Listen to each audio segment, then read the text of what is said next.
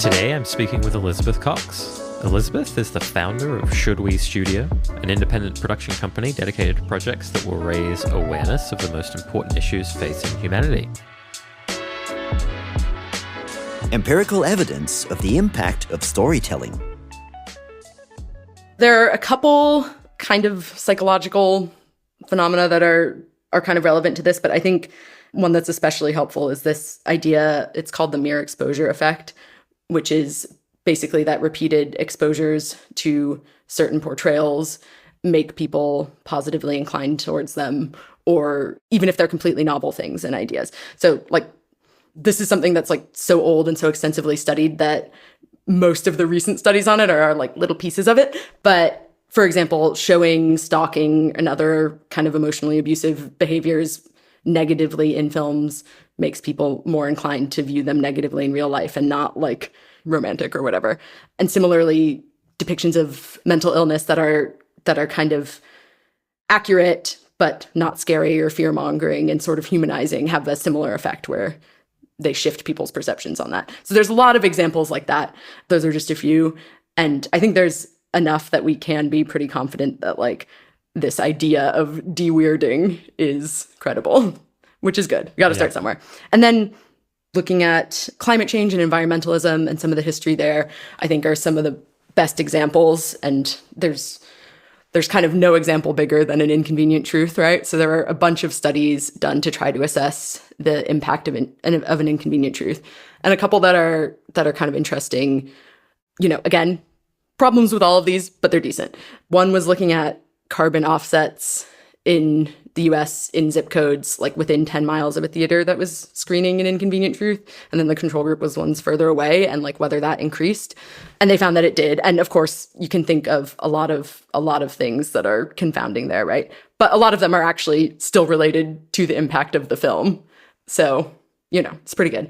And then another one that I think is kind of interesting and helpful and maybe more useful to people who are trying to assess the impact of their own media and stories and things was to analyze mentions of an inconvenient truth as sort of a proxy for impact for how much it got into the public consciousness and zeitgeist. So basically what the study did is it was an analysis of the climate change threat index, which is basically assessing the overall perception of climate change in the US.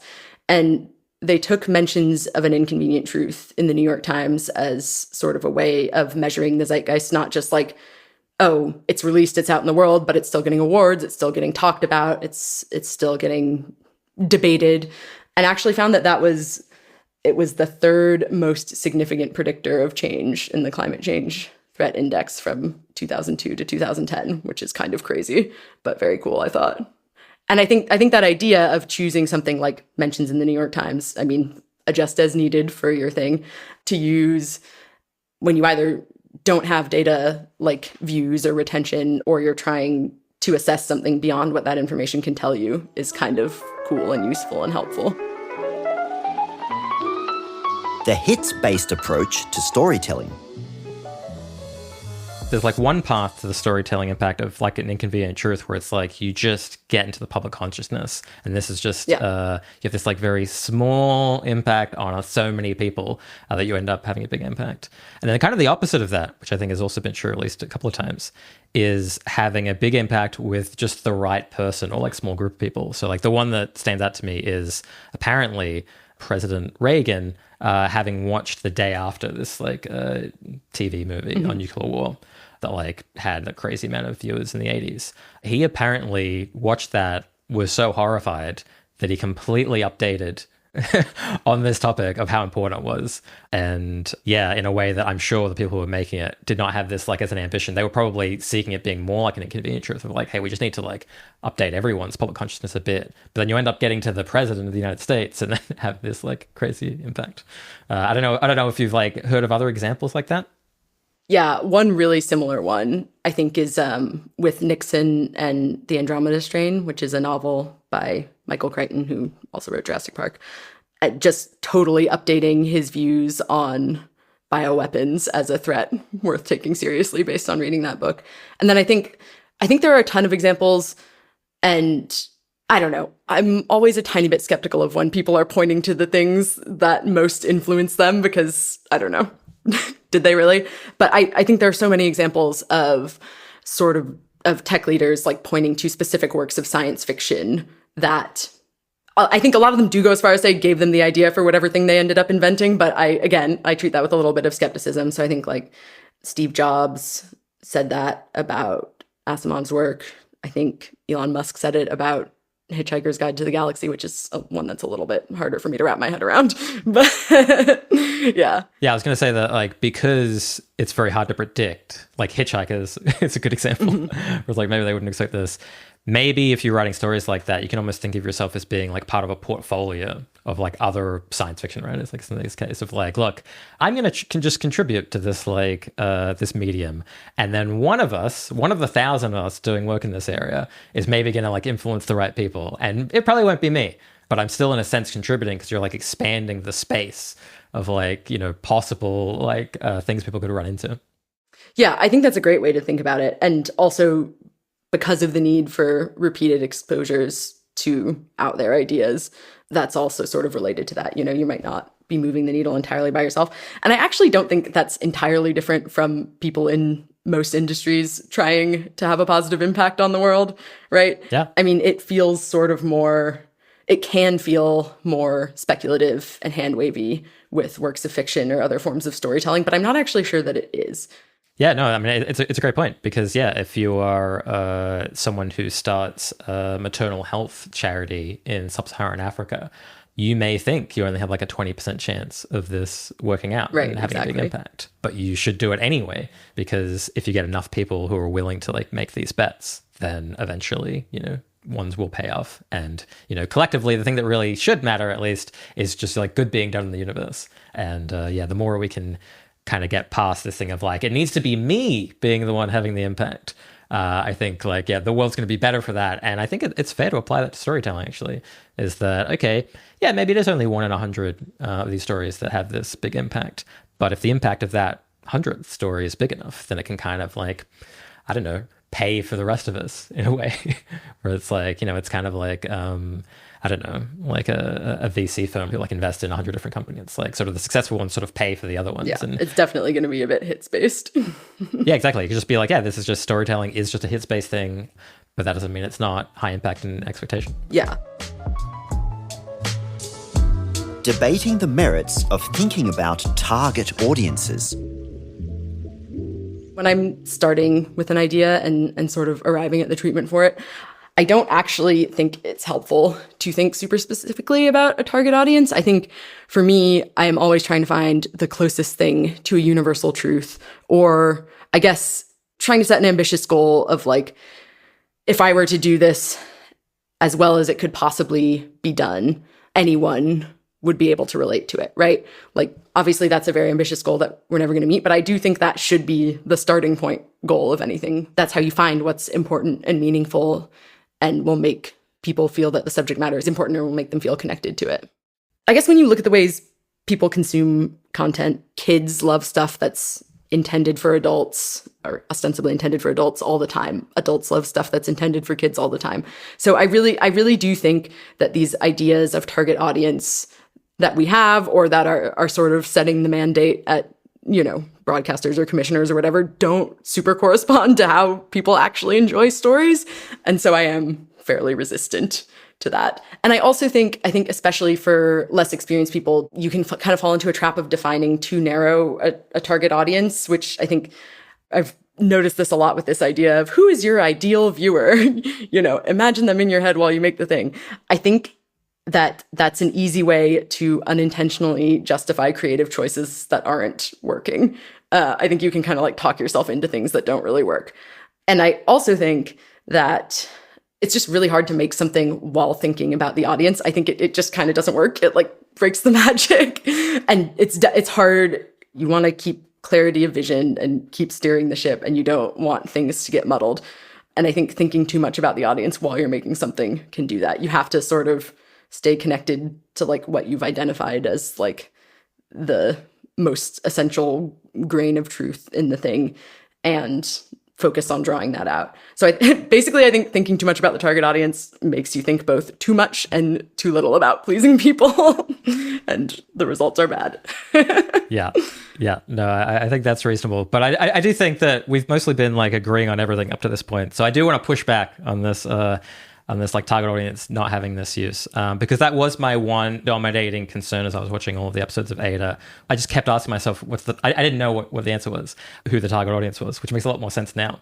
But I'll sort of like outline why this like would concern me, with like two extremes. One would be like you went in to the final script of Ada and you were like, look, I intend this to be for people who have like, I don't know, they have a bachelor's degree at least in some kind of like scientific discipline, something like that, right? Fairly like high level of knowledge going in. And in that case, it would mean that that audience would be kind of bored if you like held their hands too much. So you would have to be comfortable with a bit of jargon and moving like at quite a fast pace. But on the other end, you could aim for people who have either they're in high school or they just like went to a different, profession, or really have like no scientific background, in which case you really have to define basically everything for them to be able to follow the story. And so, yeah, I noticed within Ada, there were times when it felt like it was flipping between these sort of audience, where it was like, there was a tone where I'm like, oh, this is for younger people. This is like, yeah, Ada's 22, maybe it's for people who are a bit younger than her, introducing that topic. But then something would happen, like there's an episode with gene drives. I mean, you only have 10 minutes, but there was like a one-sentence explanation of gene drives and like casually mentioned CRISPR. And I couldn't help but thinking like, there is no way teenagers, people in their early 20s without little experience will be able to know what this is. They don't know what CRISPR is.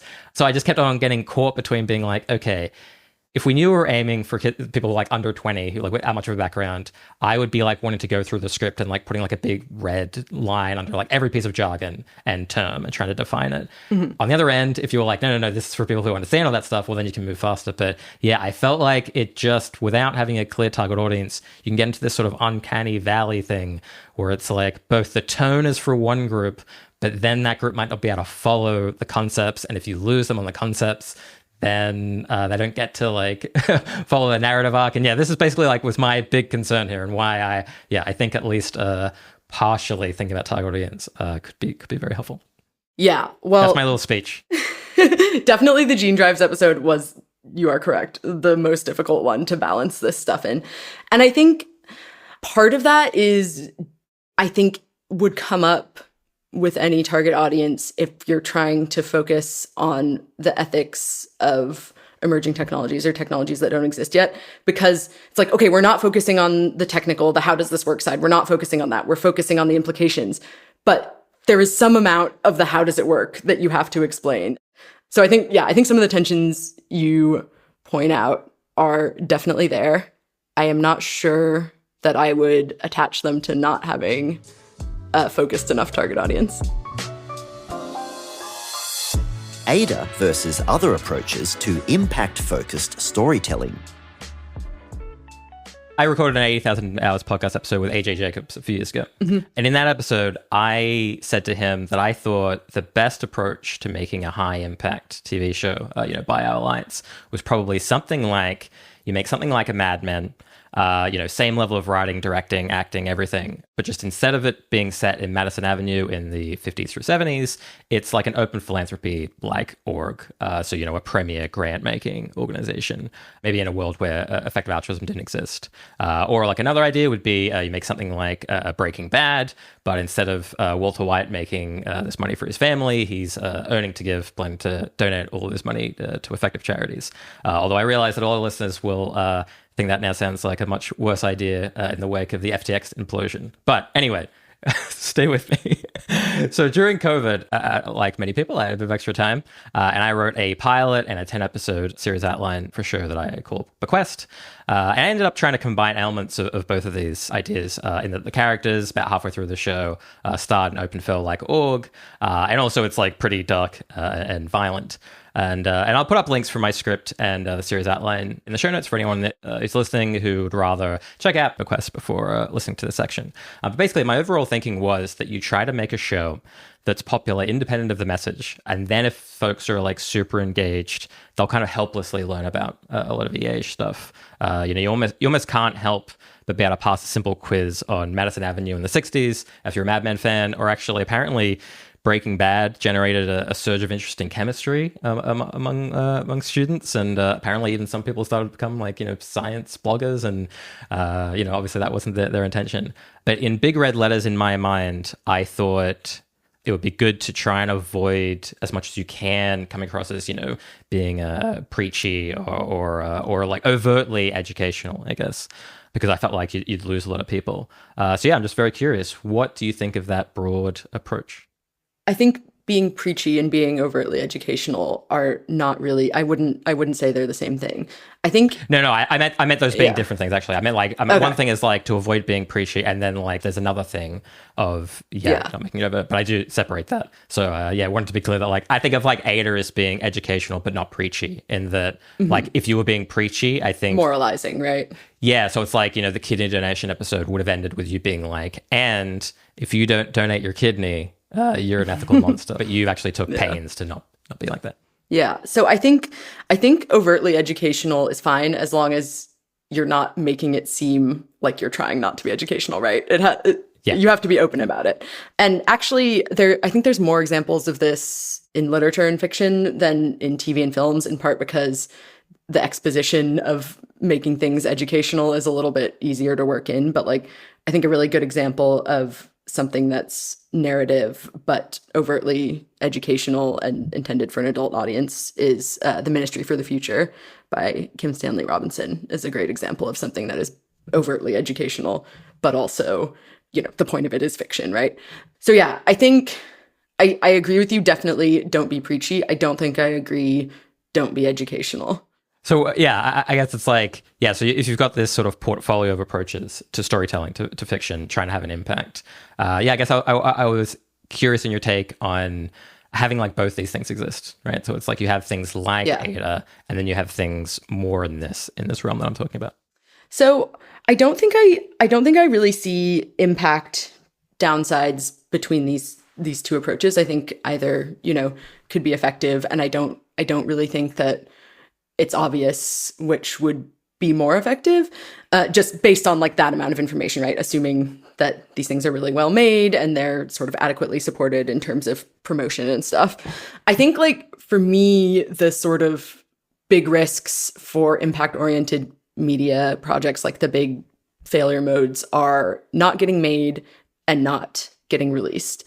So, the not getting made thing can happen at lots of phases, right? It can happen, the script isn't made into a pilot, the pilot isn't made into a series, the series is canceled quickly if we're talking about TV shows. Yep. But it can also, and this is an experience that it's never happened to me, fortunately, so far, but a lot of my team who worked on Ada, I think almost all of them had this experience at some time or other, is you make the movie or the show, it's completely finished, and then it doesn't get released because, the network or whoever owns the IP, whoever's funding it, decides for whatever reason not to do that. So I think that like the risks of those things happening increase with sort of bigger budget, prestige, drama type things, because, the kind of money it takes to make these things means you're going to be almost certainly, as the creator and the person whose incentive is impact as opposed to as opposed to making money, right? Mm-hmm. You're almost certainly going to be relinquishing control over the IP completely. So you don't really have control, like many sort of perverse forces can prevent your thing from getting out into the world, even if it's great. Uh-huh. So I think that is like the main drawback I see. Why animation? Well, first of all, we're making stuff about the future and worlds that don't exist yet. And animation is a medium that lets you invent a world completely from scratch, like every single thing in it, which I find super exciting and I think lends itself really well to work about the future or alternative futures or imagination. My personal attachment to animation, like my whole career so far pretty much has been in animation. And the reason for that is that I came to it through a fine art background, so drawing and painting, as opposed to through a film background. So like the artistry was always, the thing that got me most excited. And I think with still drawings and paintings, I eventually sort of realized that the thing that was most compelling to me about visual art was the opportunity to tell a story, and the amount of story you can tell in a single painting is kind of limited. I mean, the art historians are gonna come for me, but I think it's true. So that was kind of how I found my way to animation. And I think just the sort of variety and diversity of looks and techniques within animation are super exciting. And I'm just also really drawn to sort of wacky stuff, like to like weirdness and joy and cheekiness, and I think it lends itself really well to that as a medium. Yeah, totally agree. There are also like reasons it's good for educational stuff specifically. Like, I think if you're trying to be explanatory, it's easy to add a layer of information density without it feeling more dense to the viewer. I also think that, like, at its best, educational animated stuff is not doing what we call show and say, which is the visuals exactly repeat what's in the words. They're sort of, you're using visual humor and visual metaphors to sort of complement the words. And I've always been drawn to like visual puns. Like, okay, I'm outing myself as a giant nerd here, but like the ancient Egyptians used to do like hieroglyphic puns, like using like the shapes of the hieroglyphs to like make little jokes. And same with illuminated manuscripts. There's like all this sort of subtext annotated into them that's just hilarious. It's like a whole nother story. So that kind of humor is very exciting to me. Have you come across any major drawbacks to animation as a medium, especially if your ultimate goal is impact? It's slow. So it is not, I don't think it's the best medium for breaking news. So I see that as like the biggest drawback. It's hard to react quickly to things. It's also expensive, but it's interesting because it's expensive for a super low budget indie. But if you're trying to make like really beautiful sci-fi, fantasy, second world stuff, it is much cheaper or much more feasible on an indie budget than it would be to do that live action and have like all those visual effects. So that is like both a pro and a con. And also like prejudice. Like, I think definitely some people still see animation as for kids, even though that has never been the case. And I think even some sort of like distributors and commissioners, an animated project has to fit into the bucket of for kids or like the sort of raunchy shock humor, like adult cartoons type of thing. It has to be kind of one or the other. But really, animation's a medium. It's not a genre. It can be applied to any genre equally effectively. Yeah. So that's a frustration. I don't think it's a drawback of animation, but it is a drawback of trying to sell animation. So maybe to trying to create impact through animation. How long will humans stay relevant as creative writers given AI advances? It feels to me like the prospects for writers are a bit worse than for visual artists because there's definitely something to be said that people want to go to a museum, or an art gallery, and it does seem like they have this strong preference for it to be like, well, a human made that thing. If you go and print out a bunch of Mid-Journey AI photos that are like really beautiful, and you put them on canvases and you put them in an art gallery, maybe the first time someone does that, it's kind of interesting, but generally it seems like that's not super appealing. But I wonder if once GPT-7 or whatever can write at the the level of someone who's writing a show for Netflix, because it's so hidden already, and it's not like screenwriters are typically like celebrities either. It's a bit different in the theater. If you're a playwright in the theater, you really are kind of like the main person. But for TV shows and films, it's like, for fans, they want to know who the screenwriter is, but it's a little bit more hidden. So I wonder if it's and obviously it's just pure speculating like anyone at this point, but I wonder if that's the kind of thing that might not hang around much beyond the point where you can just sort of objectively say like, the best script written last year was written by an AI rather than a human. Yeah. I think that's like probably a more productive way of thinking about it than trying to make a judgment on whether AI has better written or visual capabilities now. I guess I think your good point about people's like strong preference for something to be made by humans is a good one, but I do think there's a chance it'll apply to some forms of written craft. Like when you think about the fact that people really love having books as physical objects in their houses, even though, we can read all the books on our phones now. Does this come up for you when you're thinking about like your long-term career? I think, okay, so emotionally what I feel is I got to execute all my best ideas as quickly as possible while it still matters that I'm the person doing them.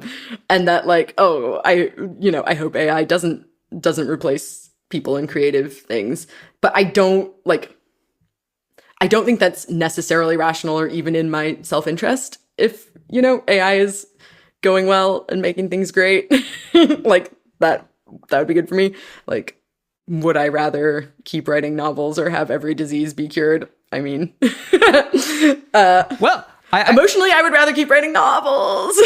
Yeah. No, it's like, and it's very, very human of you to think that. And maybe this is easier for me to think about because currently my job is being, running this podcast, not doing creative writing.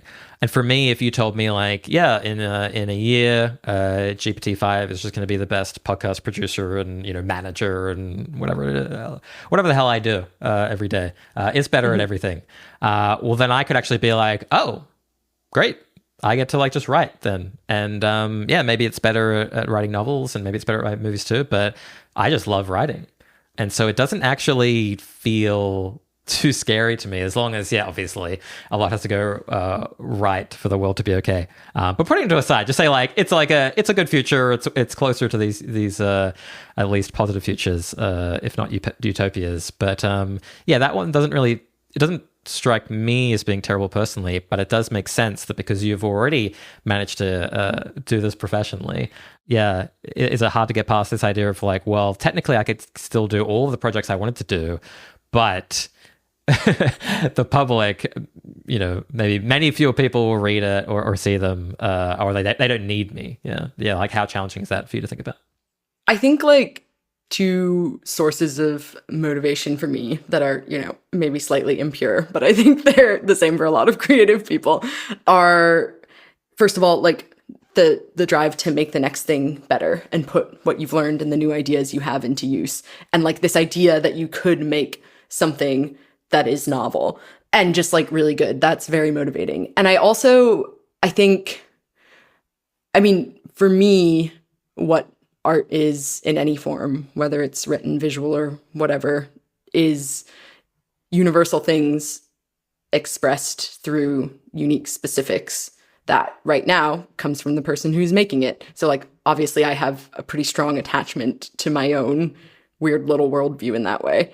And I also think, I will say, I think there's a lot of elements of writing that are not putting words on a page or, digital page, like the sort of management of story process. And it's interesting to think about like what that might look like in a world where all of the actual writing can be done just as well by AI. Yeah, that's really interesting because I think it's the case that already, people, are obsessed with doing like the Wordle or like the spelling bee, like puzzles that they do every day, which is like not their jobs. And to me, writing is kind of the best example of that for me, like sort of painting yourself into these boxes and being like, all right, well, I need this thing has to have a good reason for happening. How does this land? How do these things come together? Like, you don't want to have, not to get too like writing advice or something, but you don't want to have a story that's like, this happened, and then another thing happened, and then another thing happened, and then also this thing happened. You need everything to be tied and being like, this happened, therefore this happened, and because this happened, this happens, and it all has to be interconnected. And I find it to be very compelling puzzle where I would rather do that than do, the Wordle or something. So I don't know. I think there is a more positive framing potentially where it's like, okay, AIs are the best at everything. However, it would be nice to, write these stories, solve these puzzles, play instruments that you never would have otherwise had a chance to because you were working as like the junior vice president at Pepsi and, that was your entire life and now you get to do things that are more fun. Yeah.